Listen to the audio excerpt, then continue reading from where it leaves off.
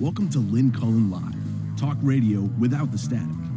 Email your questions and comments to lynn@pghcitypaper.com. And now your host, Lynn Cullen. There goes the sun, little darling. Yeah, it's back to gray skies. Well, hello. It's May 14th, another day in paradise in the year of the plague, 2020. May 14th. I start every day by reading the news, and it is a litany of such horror that, it doesn't seem like a wise way to start a day. Does it? I saw the historian Michael Beschloss suggesting something that I had mentioned, a few months ago maybe, that this disquieting thought I had of, we're all waiting for November.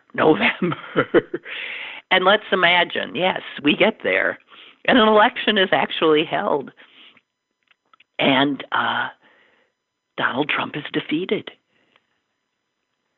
And, in fact, maybe the Democrats take, the best case scenario happens. Democrats take the Senate, retain the House, take the White House.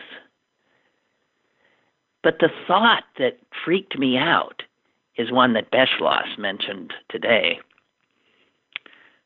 That's in the beginning of November, the election. The new president is not sworn in, does not begin his term, does not attain the position until the end of January 20, right? So that leaves a few months, close to 3 months, for the now lame duck Donald Trump to do what he does, which is settle scores. A defeated Donald Trump still retaining and maintaining his powers as president, his residence in the White House, will be able to trash and burn as much as he has left untrashed and unburned before ceding the space to poor Joe Biden. To think that Trump would not do this is to engage in truly magical thinking. So I just want to say that of all the horrific things I've already ingested today through various news sources, it's that reminder of, even if we vote him out, we have him until January 20th of 2021. And an unleashed, enraged, potentially humiliated Donald Trump would be such an extraordinary destructive force. Also, the possibility of, let's say, he loses, but it's not. It's a tighter election, but he loses. He loses big in the popular vote, but he loses the Electoral College, God willing. And then he's got 3 months, along with his enablers, to argue voter fraud and to potentially refuse to accept the election result. I don't know. I think, just file this under the heading of be careful what you wish for, because we're all wanting November to come so we have our chance finally. And even if we get what we want, we will be in for such a frightening show of revenge and rage and destruction by this petulant child that is the President of the United States. Oy, just thinking. Okay, a few other things, moving on. Guys, speaking of voting, if you ain't registered, you got 4 days. Last day to register is May 18. Voting is the most important thing, obviously, that any of us can do. The last day to apply for an absentee ballot for the June primary is May 26.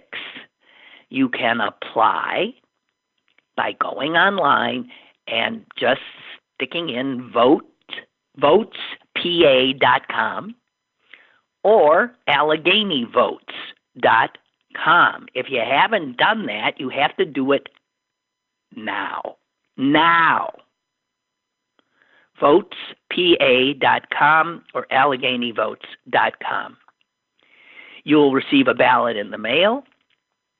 You will fill out the ballot. You will stick it back in the mail. But you got to get on it because the election is June 2nd. So, I have to tell you something, and I'm loath to do it, because voting by mail is something that a lot of us feel is something that has to be in place and doable to have a fair election in November. I have seen just today in my perusal of all the horrors that happened since I went to bed last night.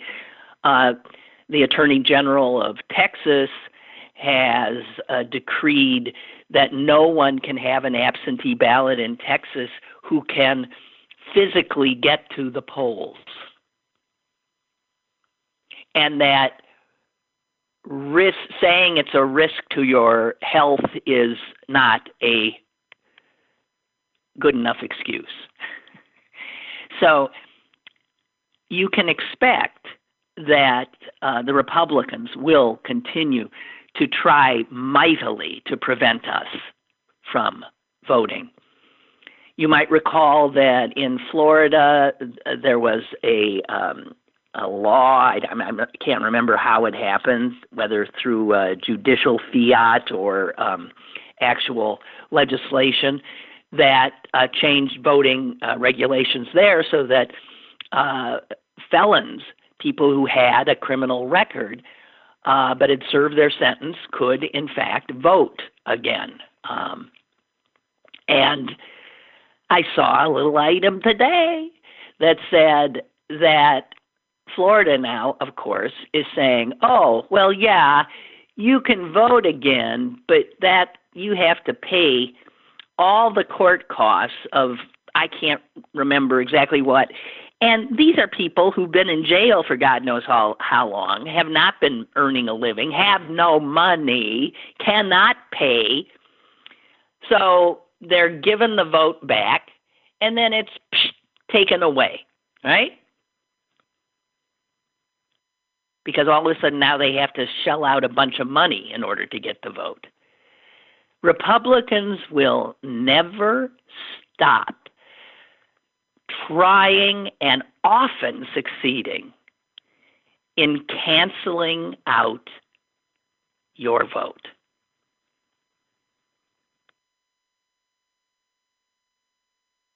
So back to the election. I sent in my, request for an absentee ballot, and I got my absentee ballot. maybe 10 days ago, a week ago. It sat there for a while, and then just the other day, I thought, well, damn, vote already. So I filled it out. I carefully made sure I followed all the directions. Do this, do that, don't do this. You get nervous that you're doing something wrong. You need black ink, or blue ink. And then I was thinking, what about somebody who just has a pencil? What about someone who just has a pencil? A pencil won't work. Anyway, I got it all together, and I mailed it 2 days ago. Imagine my astonishment. This is what I'm loath to put out there. When I received another ballot in the mail. I'm holding it right now. Official election ballot. It looks exactly like the one I already filled out and mailed in. It's got my name on it. On the return address, on the return envelope, they have a sticker with your name and address on it.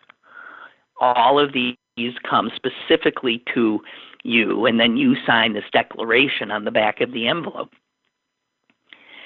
Now, I don't know why I got a second ballot, but something has gone wrong here, has it not? Dear God in heaven, why did I get a second ballot?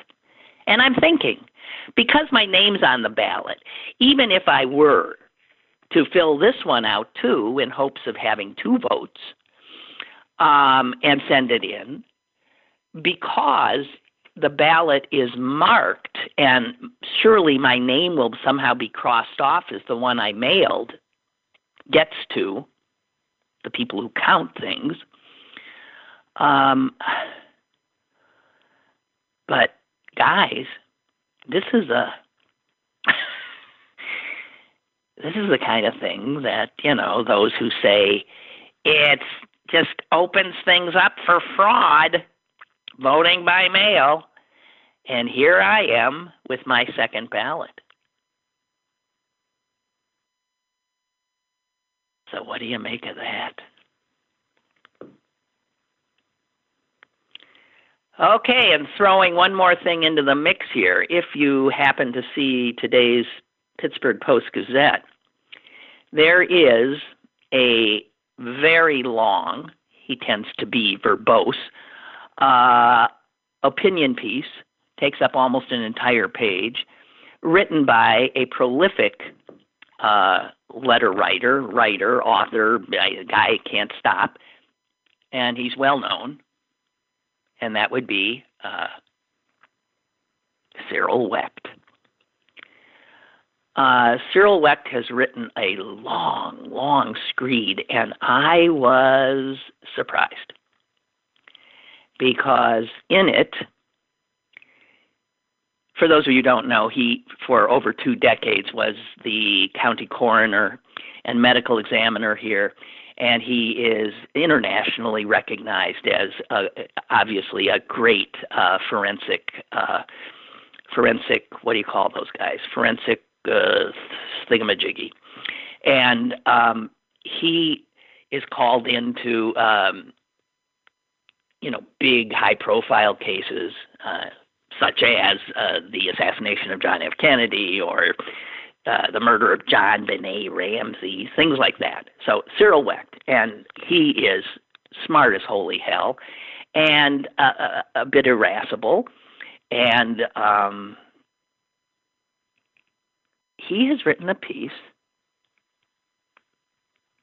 the headline of which is Time to End the COVID-19 Hysteria. And in this, Cyril flat out argues that we need to stop doing what we're doing and get back to living. Here's one quote. We must begin to lift up restrictions and quarantines and commence normal activities in all fields of endeavor. He says we have an obligation to save lives, but we also have the responsibility and right to enjoy our lives and to not compromise the lives of non-COVID infected individuals. He points out that more than 90% of people who develop this infection have no symptom.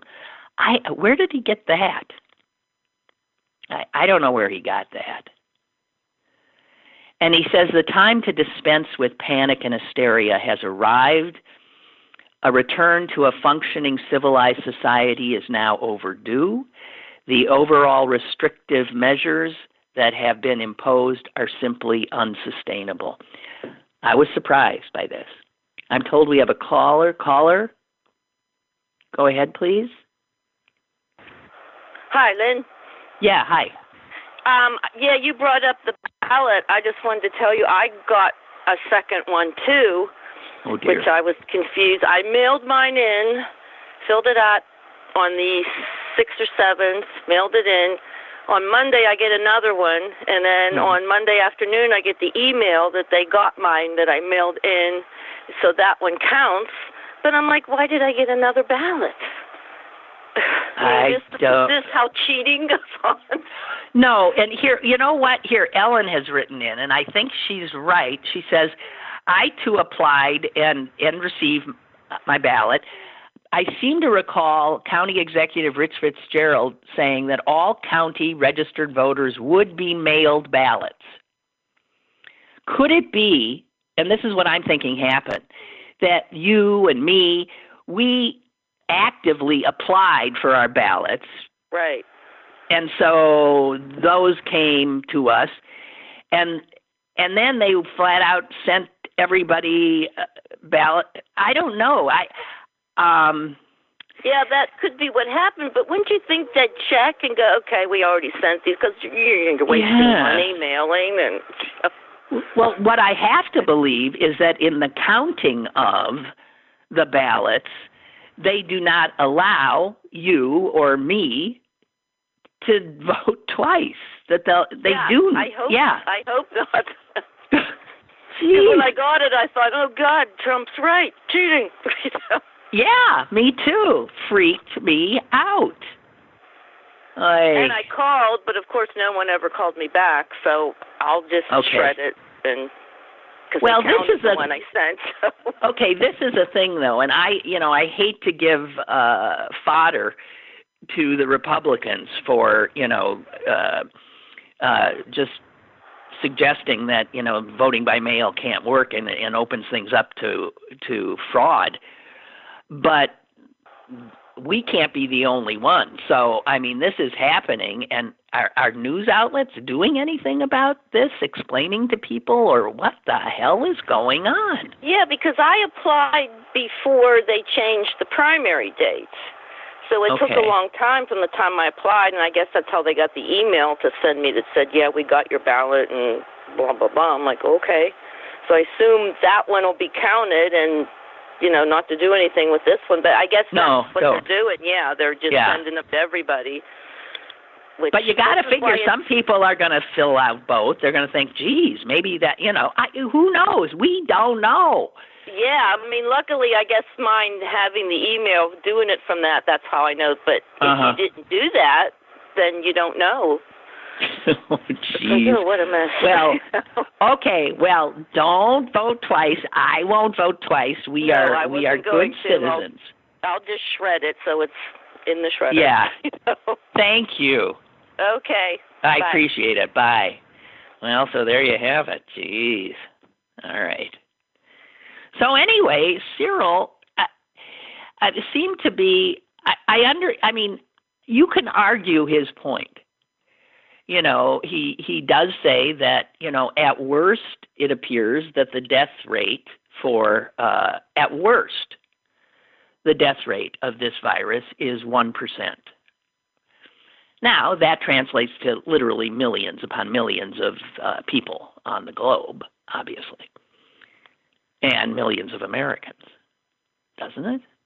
1% of, no. So I don't know. I don't know. I also saw somebody else saying that it's got to be put on the table, as they say, that this virus may never go away, that this just might be something new that we have to live with. And if we're lucky, we'll find a vaccine like we did for measles and mumps and other stuff, right? And I think that that is also true. So if it's something we're going to have to live with, then maybe, I don't know. I mean, it's getting in my head now, too, that what we are doing is clearly unsustainable because people won't do it. They want to do this the old-fashioned way, which is sacrifice a lot of people.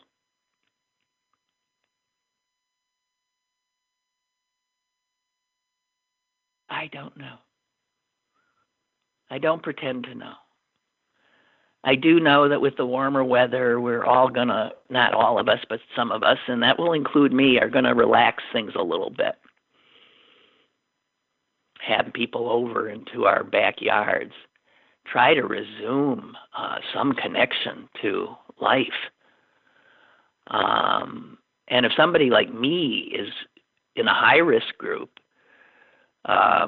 who has been following the rules pretty much, is feeling that way, then, and you see the yahoos, my God, in my beleaguered home state of Wisconsin, where the Supreme Court there did what it was supposed to do, which is do the bidding of the Republicans in the legislature, declared that the governor of the state had no authority to have his stay-at-home order, and they lifted it. And within seconds, the bars in towns all over the state were full of idiots. I've seen pictures on Twitter. I mean, packed into little bars, not a person in sight, including bartenders wearing a mask, partying like it was, 2019. And I think because we have a population that simply will not be deprived of their individual liberties, their God-given American gift, and having no sense of social responsibility beyond themselves, because it's not an ethic in our country. It's not. The individual is supreme, and it's too bad. It has turned us into a nation of very selfish, privileged people. Some privileged people. So, I don't know. I don't know. Cyril might be right. We might have to live with this. As long as we're living with constant anxiety, maybe we should just live. I don't know. Here's another one of you guys saying, "Hi, I also received a second ballot." There was a stamp on the return. No, I don't have a stamp on either of mine. I just have no postage necessary. And you had a stamp on one of yours? Jeez. I don't have a clue.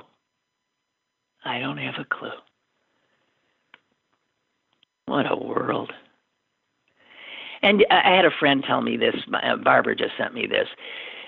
South Korea was doing so well, and then all of a sudden they had this huge spike, which has forced them to close down again. And because they do better tracing, contact tracing, they were able to determine that almost all of the new cases were linked to nightclubs in this one neighborhood and one 29-year-old guy who had been bar hopping, infecting people left, right, and center. One person. And that's what these yahoos don't understand, the ones who were in the bars in the America's Dairyland last night, hooting it up. They don't get it. So, we have another caller. Hello, caller. Hi, good morning, Lynn. Hi. I saw a posting yesterday, and it said, click it or ticket, when we started with the whole seatbelt thing, and how many people still don't wear seatbelts, but certainly how many lives have been saved because of them. And the next one was mask it or casket. I saw that too. Remember, click it or ticket, and how about, that's right, mask it or casket. Casket. I think that's a great bumper sticker. Yeah, it sort of like, just sort of compresses things down into, a bumper sticker, which is about, as rigorous an intellectual exercise as an awful lot of our fellow countrymen and women are capable of. Indeed. And I just, listening about Wisconsin, I have a daughter who lives there. She went to school there and stayed and married, family, kids, and she's just, she shakes her head. I mean, they're just, it's just insane. It's crazy. Right. And I guess it is crazy. This is happening in no other state. This is where Republicans have truly staged almost a coup. They've deprived the executive of the authority he had when he was voted into the office, and the authority that all governors have had. And because they have such high numbers in the legislature, they just took all his, and it is unbelievable. Then they pack the courts, and they killed a bunch of people, making them vote in a, because they wouldn't allow the vote by. They are beyond belief. Now you do have in the major cities, in Madison, Milwaukee, Green Bay, you do have the local authorities insisting that people stay in place, trying to do it on a local level. But there are 72 counties there. And viruses don't recognize where the county lines are. No, they do not. And it's just, it's just being Trumpified. And I did catch an interview yesterday with a representative to Congress from the eastern part of the state. And she's right near Allentown, where the president is supposed to make an appearance today. Yes. Yeah. And her mother-in-law died. She was sick for 2 weeks in a small nursing home, and she just died. And she was choked up during this interview. I mean, it hit her so personally. And she said, her kids, it was their grandmother, and you can't be there. You can't, you're alone. And she's just, stay home, stay away. Do not come here. We do not want you here. And, but a lot of people want their 15 minutes of fame. They want to be on TV with their president. And, who cares? Looking tough. And I said to someone the other day, we need to open up this economy. We need to get all this stuff. And I said, well, pick your 1%. What's 1% of your friends and family that you'd be willing to say, oh, it's just 1%? Oh, well, I would, you don't have to look at it that way. Well, yeah, you do. Yeah. Yeah, you do, because that's the way it is. But we shall get through this. I guess, one way or the other. Stronger, better, and I hope smarter in November. Okay. Thank you for the optimism. Bye-bye. See ya. Bye.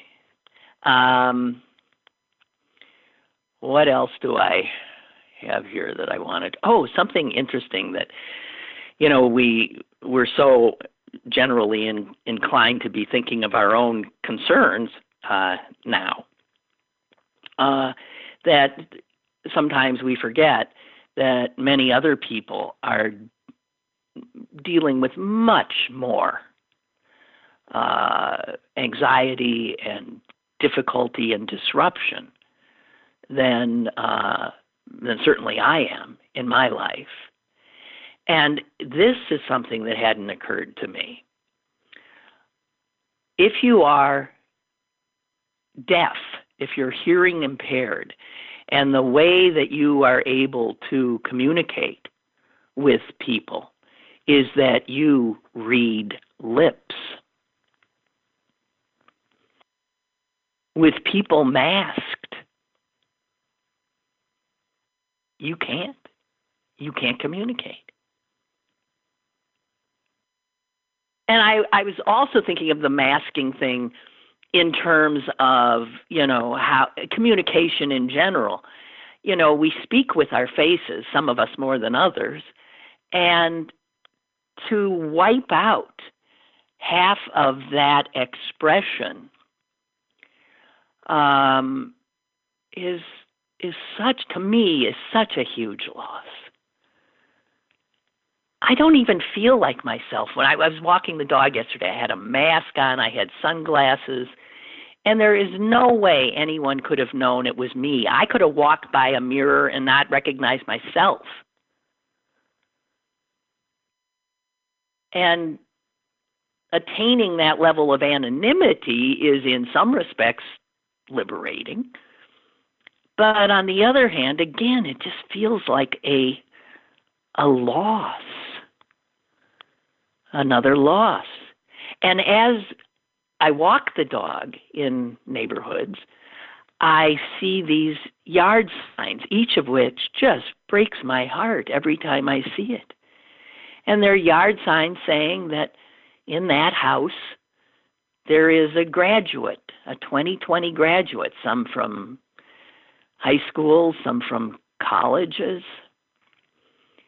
And you think of being so young, just about to start trying to figure out what you will be and your adult life, and having this make everything unknowable and take all your whatever plans, whatever dreams you had have to be put on hold. An old fart like me, that's not something that this is doing to me. So for the young, it just breaks my heart. And then for the little kids you see and the impact on them, their sense of the world, their sense of security and safety, their sense of what normal human interaction is. I don't know. They say the old folks are the most vulnerable, but in some respects, I would say the old folks have had a life. And my heart goes out to the young ones, to the young. I also have to say there's a street right near my house that I used to walk my dog on all the time, and now I avoid I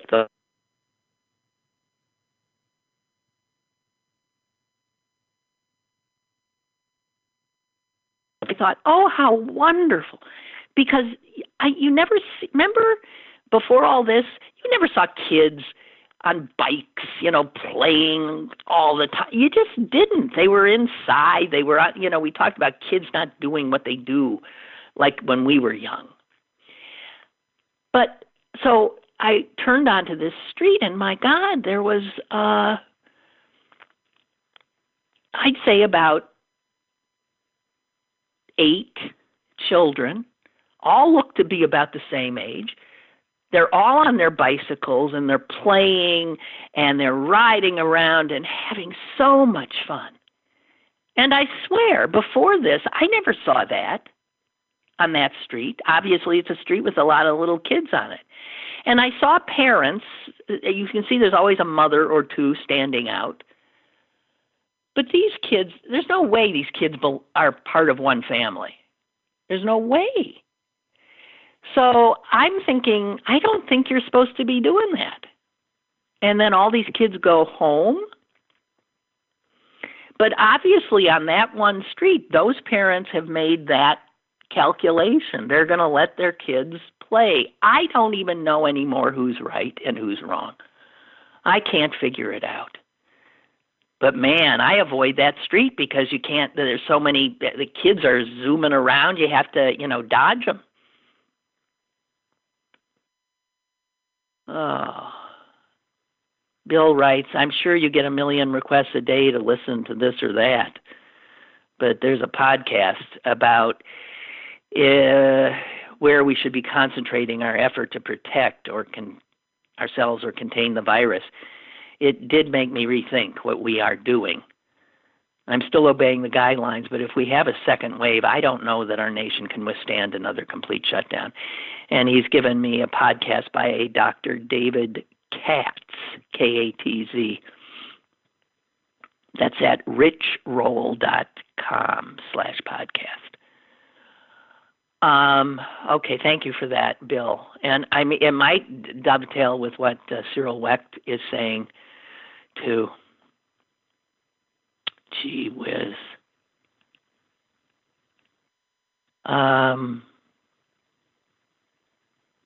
Yeah, Lucy says somebody came up with a clear panel mask for that reason, so that people can see your lips.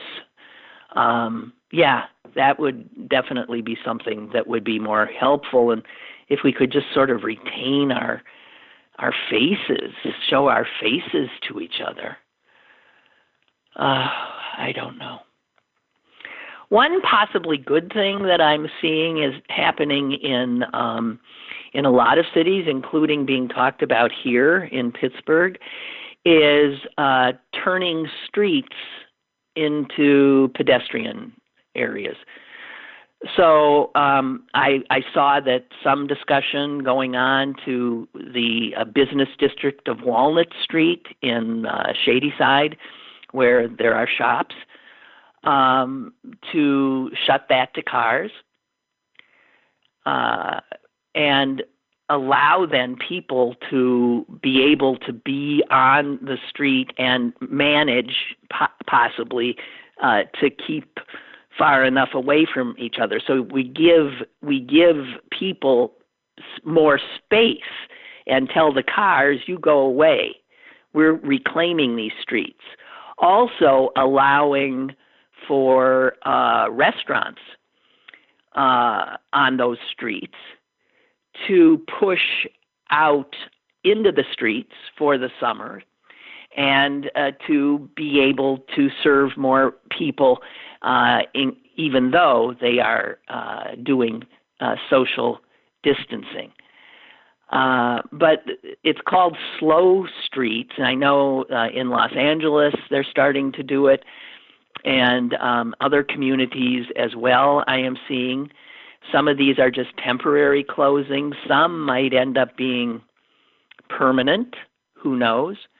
But the thinking is to give more people more space to walk, to run, to bike, to, push their children in strollers.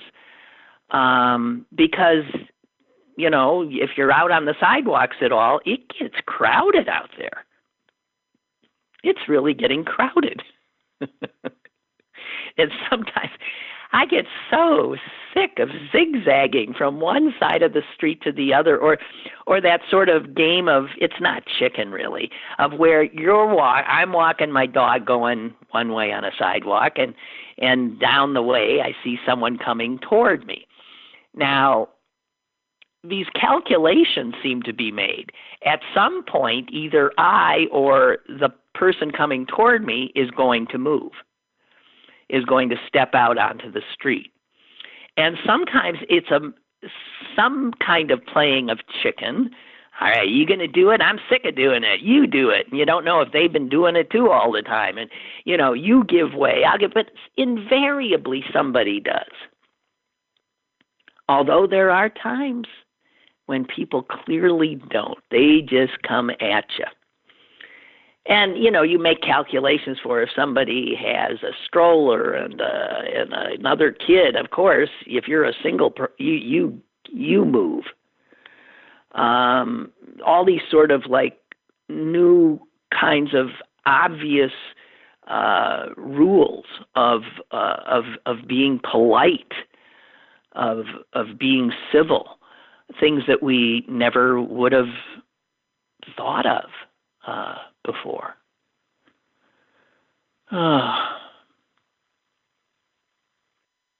State stores are opening tomorrow. We're looking for some good news. Boy, that's going to be a run on the product, isn't it? What else do I have for you? Jeez. I'm telling you. I sometimes, when you get together with friends, and I did yesterday in someone's backyard, we spend most of our time just trying to come to terms with our lives. It's something. I vacillate between being, okay, this is it, I can do this, to being just, paralyzed, totally paralyzed, in total denial. I'm being told that Dr. Katz is an excellent source by Margaret. Jeff says, in regards to the loss of face in masks, about a year ago I traveled to Shanghai, and one of my impressions was how uncourteous people were to each other.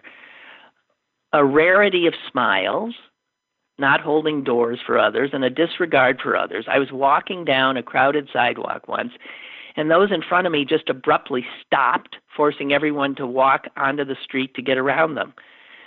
I thought it was curious, but now I know why.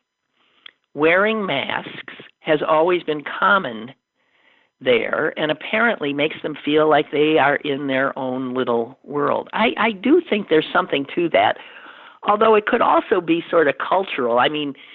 There's a lot of places where people don't smile at each other and they're not wearing masks. It's just not done. It's a very American kind of thing, this saying hi to strangers and smiling at each other all the time. And I have to tell you, well, obviously you travel abroad if you've been to Shanghai, Jeff. But I have noted in other countries, when I have been in other countries, that our social norms are not necessarily the social norms of those countries. In Israel, for instance, I didn't get the impression that,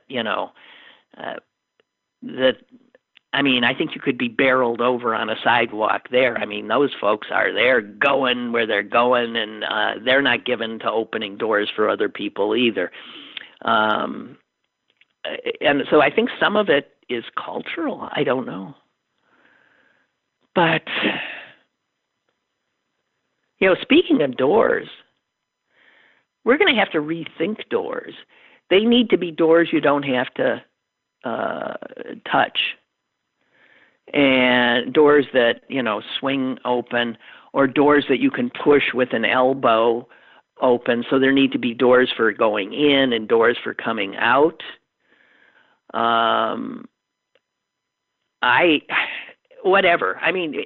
This is going to change everything. It's going to change architecture. It's going to change education. It's going to change our workplaces. It's going to change our schools. I said education. It's just going to change everything. So, say goodbye to the way we lived our lives. Gigi says, good morning, Lynn. I was shocked to read Cyril's piece in the paper. I was a little shocked, too. I understand the yearning to get back to normal, but I also understand enough epidemiology to know that we would be in much worse shape had we not taken the steps we did. Although I have to tell you, we failed as a country at those steps. Those initial mitigation steps started way too late in the United States, which is why we are, out in front of everybody else. And it's too late for us. So that one of the things we're not being told now is really we've entered into if you screw up that first response, which we did, you end up in the fallback position, which is about, I forget what they call it, but it's about just sort of trying to handle the fact that this thing is out there, understanding you're not going to beat it back. But it's sort of like the same thing where if it's like a needle exchange program for heroin addicts. Ideally you would be able to stop them from shooting up. But if that's not possible, they are going to shoot up, then you go to the next level of at least trying to provide a safe environment for them to do it. And that really we have failed in the first place. And so now we are at that second place, and maybe we're still sort of, all the things we have in place are more, I don't know. I really don't know if our leaders, and who are our leaders? Okay, I'm going to finish Gigi's email. She says, had we taken the steps sooner, we would have avoided the horror of 80,000 deaths heading to 250,000. There's no doubt. Remember the first things? Well, we could see 250,000. Don't worry, we will. For now, we need to continue distancing and wearing masks because this is what will protect us until there is a vaccine, but there may not ever be a vaccine. It does not seem likely that the virus will extinguish itself. I agree. I think about other countries, in particular some Asian countries in which it is common practice for people to wear masks during flu season. There does not seem to be deleterious effects on their culture and interaction, so why should that be the case for us? I spoke with friends recently who are nurses. They work 12-hour shifts in full gear the whole time. They effectively communicate and treat patients. Why can we not follow and honor that example? If they can perform the work they do in masks, why is it so hard for us to wear one to take an hour-long walk? Well, touche.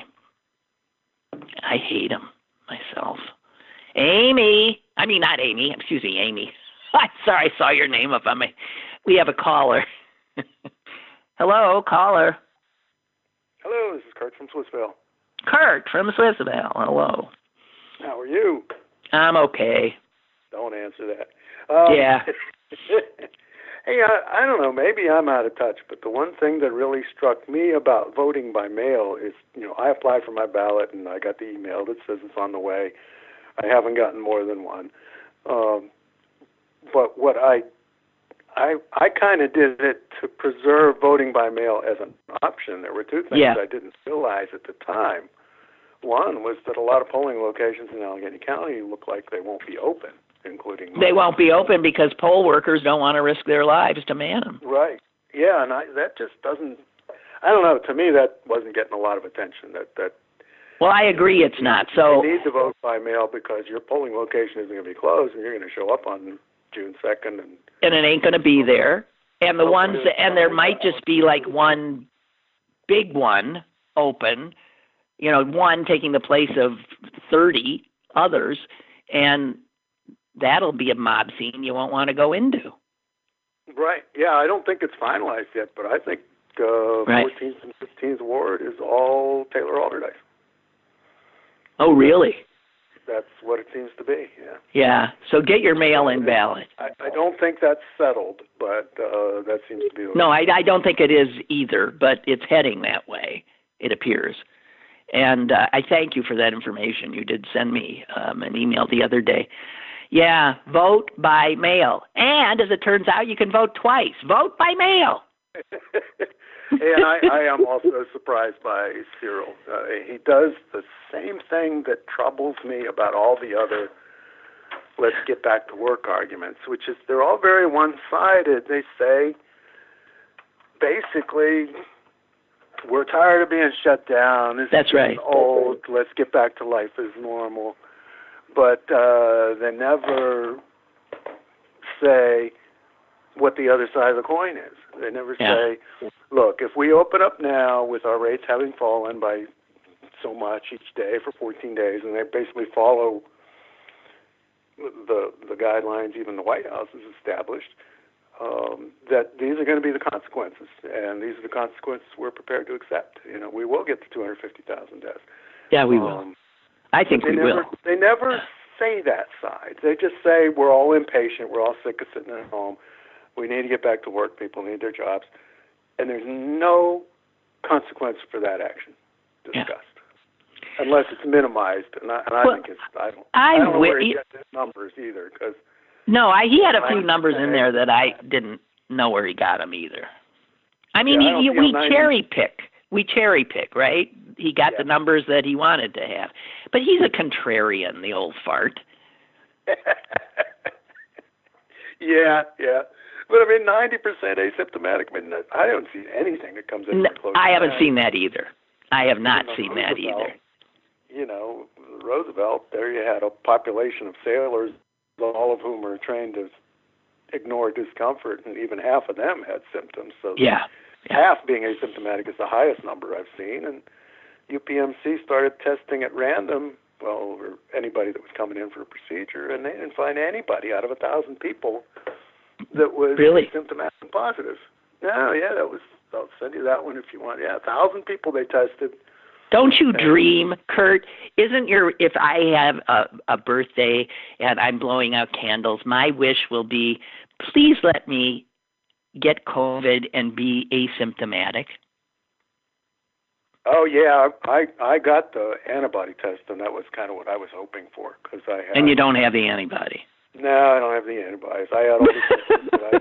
Damn. I had a fever, and things tasted funny, and I had chills, and a whole bit, and I had a cough, which didn't seem to have any nasal congestion. I mean, I had to have had it. And I was in the Dominican Republic, so I thought, I did all that foreign travel, and I was in all those airports, and nope, no antibodies. Tough luck. You didn't have it. You can try and convince yourselves of these things. That's exactly what. All right. Well, may you not have it. I don't know. May you have. God help us all. Stay well. I keep waiting for it to come home from work, but it hasn't happened yet. So. You mean because your husband is a doctor? Yeah. Is he dealing with COVID patients, or he doesn't? Really, not so much. I mean, I think most of the clinics and private physicians are saying if you have symptoms, just stay home. Stay away. There's really no treatment for us to do for you here anyway. If you want to test, you can come in, but I think most people are told to stay home and treat themselves, and if they find themselves in respiratory distress, to go to the emergency room, and that's it. Pretty much the way it's been handled, because they don't want people in the waiting rooms and things like that. I mean, they're not turning people away. I wouldn't say that, but they're giving the best advice on contamination control that they can. So. Well, good luck to you both, and thanks for calling. You too, and get outside. It's only gray today. At least it's not freezing. Yes, that's true. It's only gray. 1 out of 2 ain't bad. Thank you. Right. Yeah. Thank you. Bye. Father Joseph writes, I think what we face is an opportunity for an honest debate over competing ethical rules. One rule is to preserve human life. Keeping people from dying is because of the virus. And the other rule is to prevent human suffering. For example, preserving employment, saving someone's business.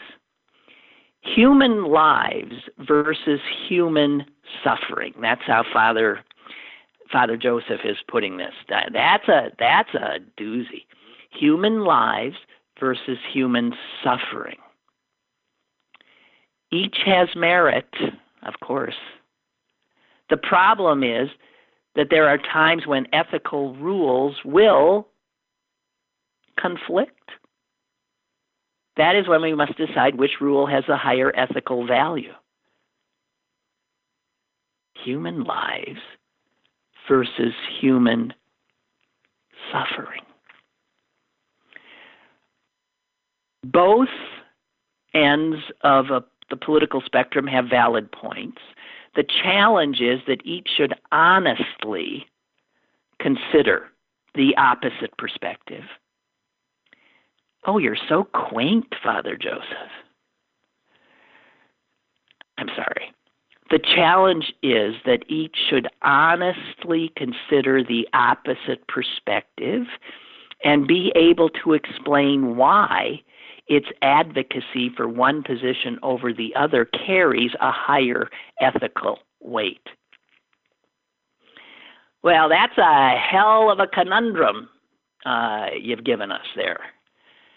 And I see you don't come down on one side or the other, Father. Wow, that's a doozy, though. That's a doozy. Thank you for that. It's very, very provocative.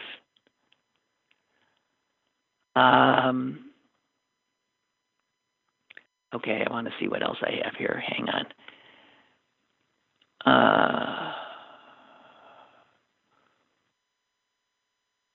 Barbara. The Trump death clock. Oh, God.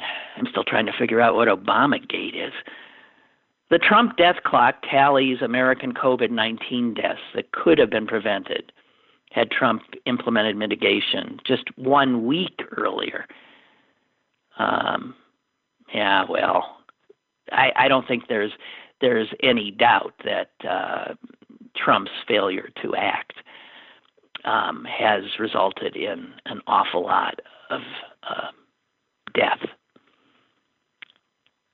And according, I guess, to the Trump death clock, an estimated 90% of the deaths could have been prevented had the guidelines, social distancing and other things been put in place on March 2nd when there was only 11 known cases. Well, Dana asks, I'm listening to Dr. Fauci rather than Dr. Wecht. Did you see the president said of Dr. Fauci's statement that he doesn't think schools are going to be opening in September? Donald Trump was heard to say that is an unacceptable statement or answer, because he was asked the question. That is an unacceptable,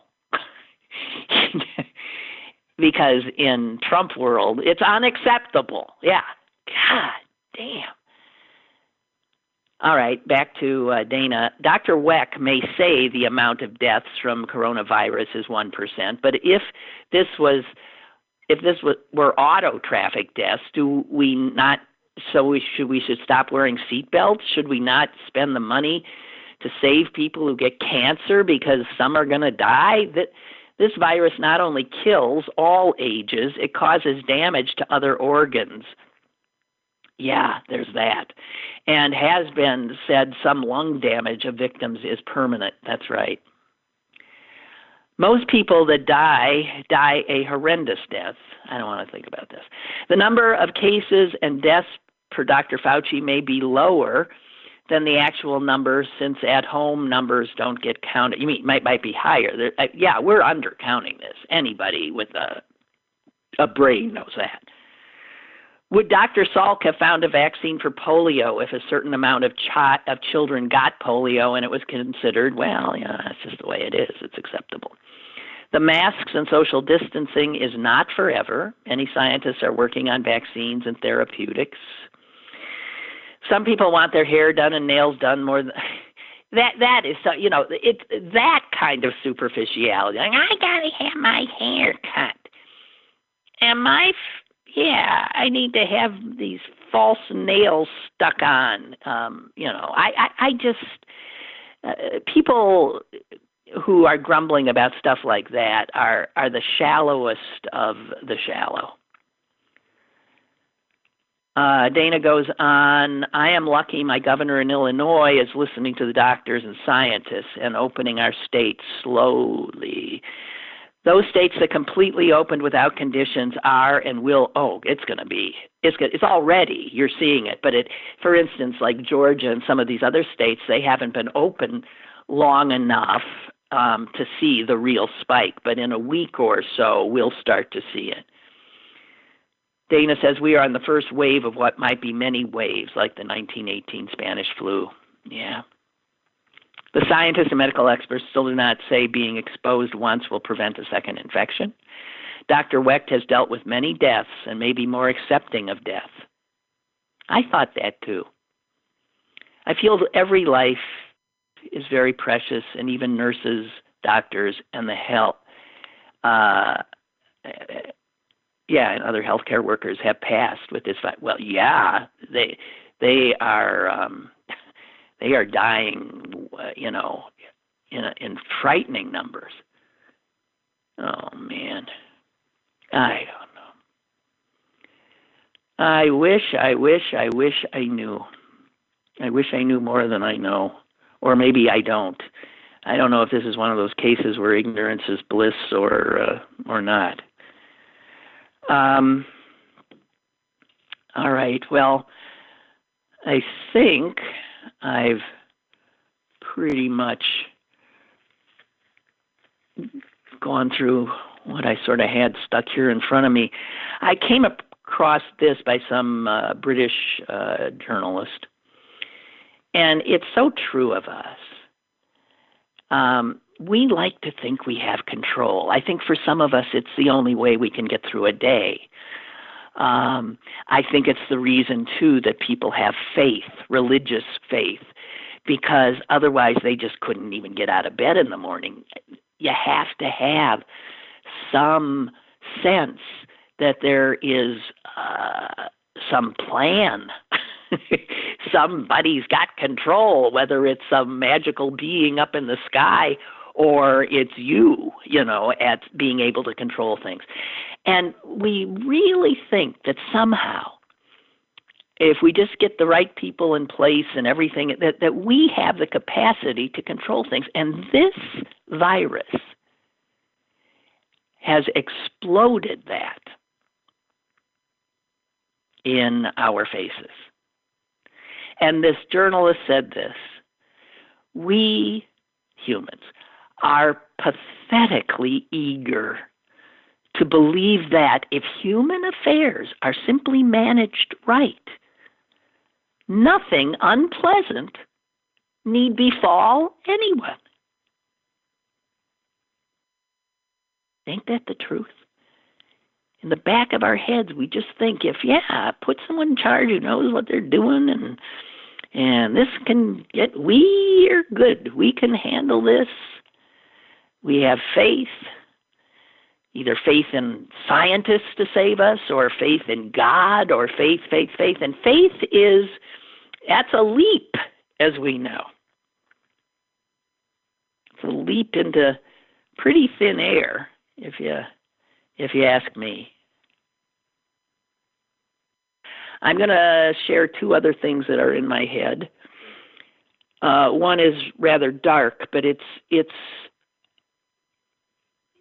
for those of us who are getting crazy, feeling like, I can't do this for a year. I can't do this for a year. Or I can't do this for another 3 months.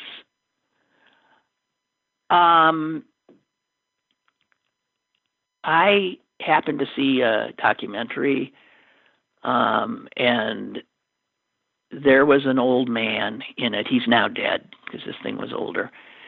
But he was interviewed about his experiences as a child. And he was a child, I believe, in Hungary during World War II. And his story was so unbelievable.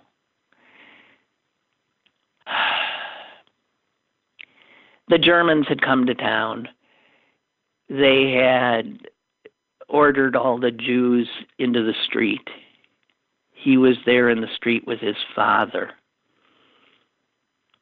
And there was a little commotion at some point, and his father said to him, he was 9 years old.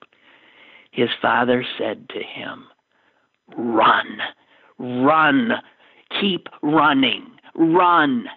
Can you imagine telling your 9-year-old boy? And the kid ran.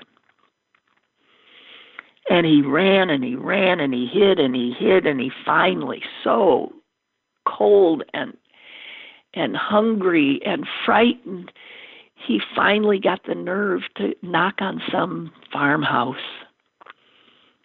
and said to the woman who opened the door, "Please, please help me." She really didn't want to. But his pitifulness, I guess, finally got to her. So she put him up in her attic. And she fed him maybe once a day. Never talked to him. He had no contact. That little boy spent 2 years, from the age of 9 to the age of 11, in a cold attic, alone. A child, alone. No toys, no TV, no books, no nothing. And I was thinking, and I was watching the old man that had been that child. He survived. I cannot imagine what it did to him psychologically, but hearing that one story made me again think, how lucky are we? And how privileged have our lives been? So that was one story that sort of made me try to get a little more perspective. And what the hell was the other one? I swear I had another one. Damn, Cullen, if you don't write things down. Oh, maybe you've seen this on the internet. Somebody, probably about a year ago or something, a television reporter in Wales, in the UK, had done an interview with this unbelievably spry 100-year-old man, and had also done a piece at his 100th birthday party where he was seen to dance so cutely and with a cane, kick up his heels, literally. This guy is amazing. He does not in any way look, sound, or anything to be 100. And the reporter thought of him and thought, I got to go back and talk to him now. See how the old guy's doing. And he did. And the old guy's sitting out on his front porch and is interviewed. And stop and think of the perspective he has. He's now, I think it'd have to be 101. He was born in 19. So he lived through all of the cataclysms that 20th century cooked up. And God knows there were a lot.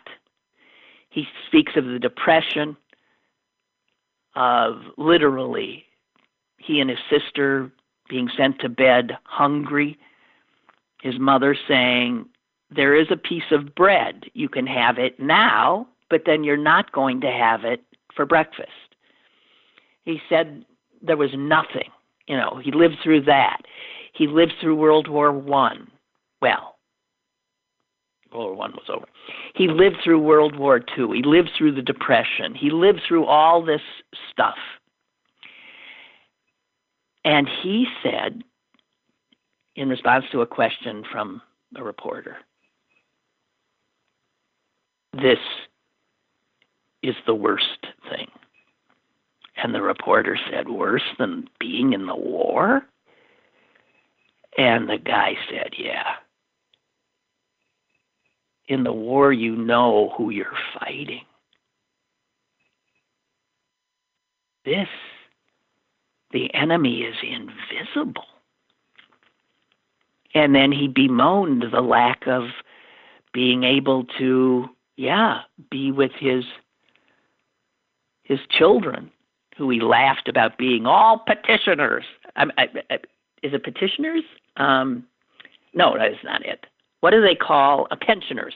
All pensioners, which is what they call people on, who are over 65. And so he's got 4 old, he's got kids in their 70s, like my mom. My mom has 3 kids. Yeah, same kind of thing. And he's laughing about that, how his children are pensioners. And he also says, though, but this is bringing out some nice things. He says neighbors who otherwise didn't necessarily talk to me are now asking if I'm okay. They're asking if they can bring things to me. And he said it brings... So here's this old man who's been through a lot in his life. And on the one hand, he sees this as like the worst thing ever. But on the other hand, he sees some positives in it. So I think, again, perspective. Perspective is necessary, and it's hard to keep a lot of the time. So Margaret writes, my brother and his wife live in New York City, and when I speak with them, they are way, way more serious and wary than anyone else I talk to. Yeah, of course. And I talk to people all over the country on a regular basis. Most Americans just don't get it.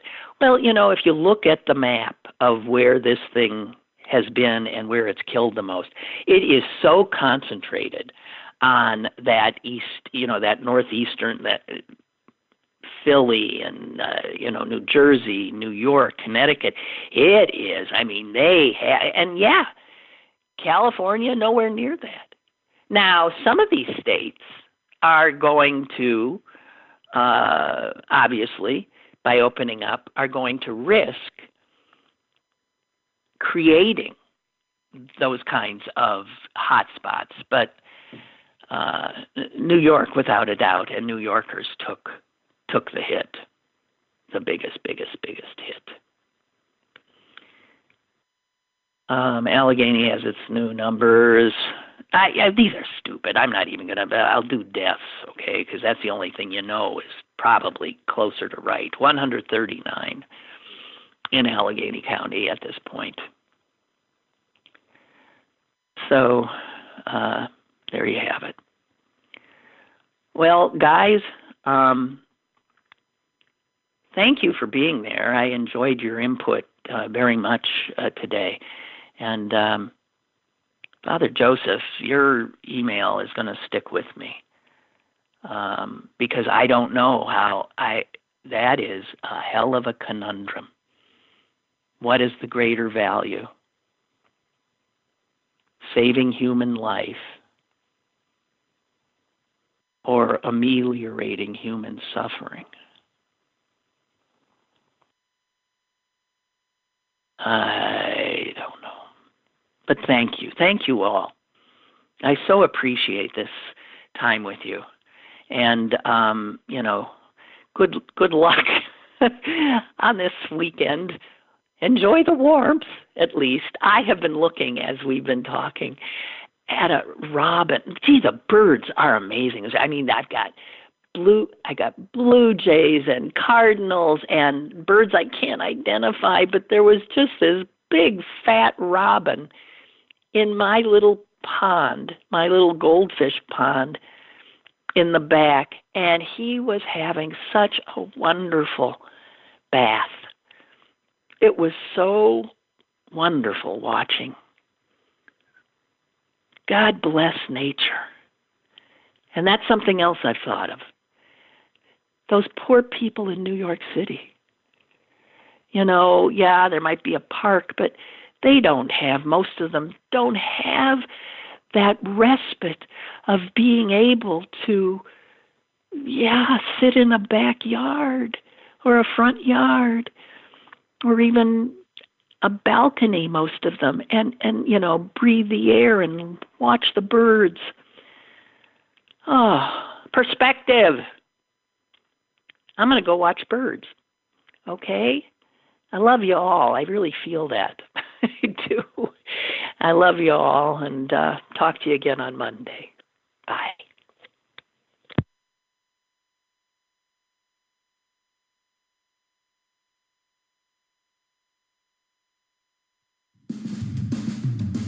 Lynn Cullen Live, Monday through Friday from 10 a.m. to 11 a.m. and archived at pghcitypaper.com. The opinions expressed on Lynn Cullen Live are those of the host and do not necessarily reflect the viewpoints of Pittsburgh City Paper or its advertisers.